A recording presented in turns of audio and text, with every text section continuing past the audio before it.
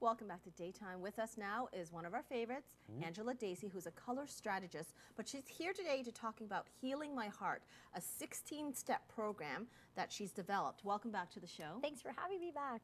It's I always love being wonderful. here. I love the new couch. It is wonderful, isn't it? It's very cozy. It's very Oprah. We're a little too comfortable. snug sometimes, so I have to. I know. Only the people at home know that. I feel very far away. Let me ask you something.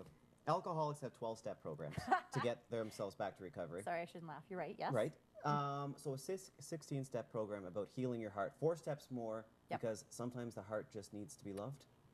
You're so in tune, Jeff. Yeah, you know what? It's right now, 2012. I'm sure I'm not the only one who's gone through massive transition and change. And as I was going through some major change in my life this year, I realized that over the course of all my personal development work, I've really brought in steps that have helped me cope and deal and move forward and heal.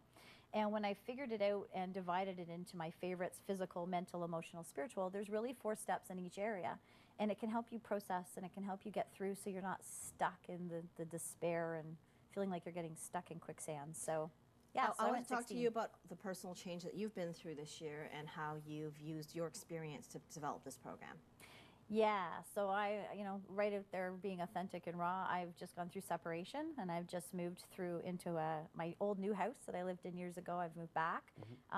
So it's been huge for me. I mean, as much as I do personal development work, you're still human. You're still having your days you're crying and you're still having your up days and you're down. And that's when I really started realizing through dealing with a lot of my phenomenal friends and coworkers that I network with, that I do have a lot of steps and I do have a lot of tools, and I think we all have tools in our back pocket and sometimes we forget they're there. So when I started to actually write down the tools, I realized, okay, if I'm not the only one going through stuff right now, because I know people out there going through a lot of change, I can help them. So I turned it into a 4-week seminar series. Yeah. Well, let me break everything down. Never let anybody in, and then you never ever get hurt.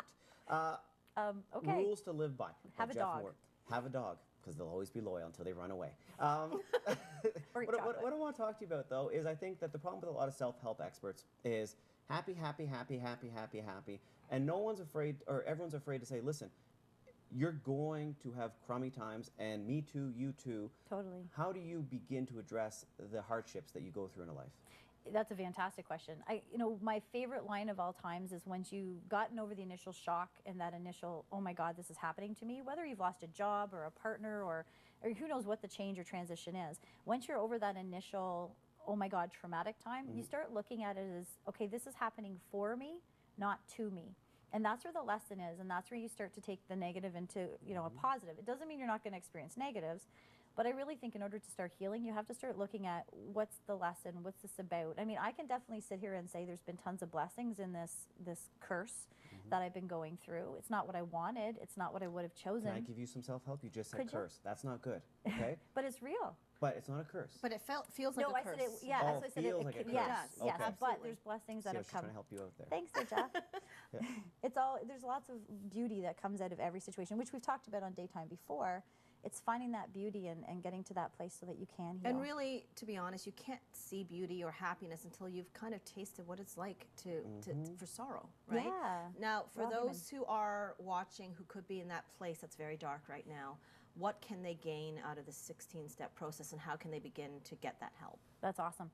For one, I did a free teleseminar. Just go to my website, homepage, it's there. So that gives you 4 steps off the bat. I've also brought in my soul sisters.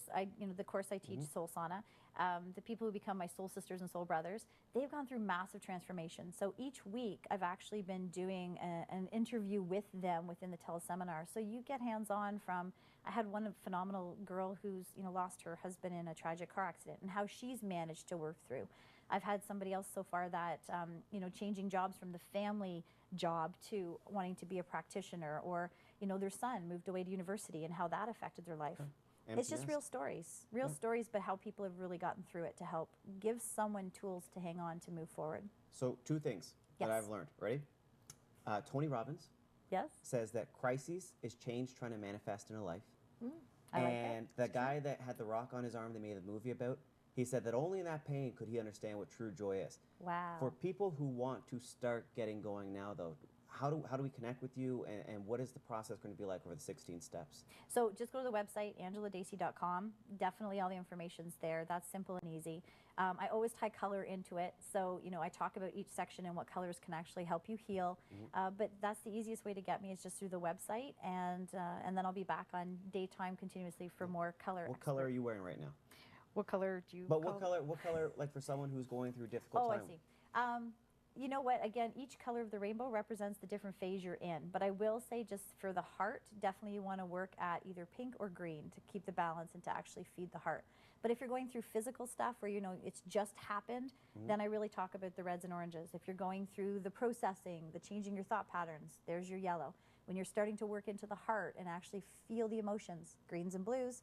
And when you finally realize you have to actually look that there's a purpose and a blessing for this, that's when you bring in the purples. I want to talk about it being a tele-program. Yes.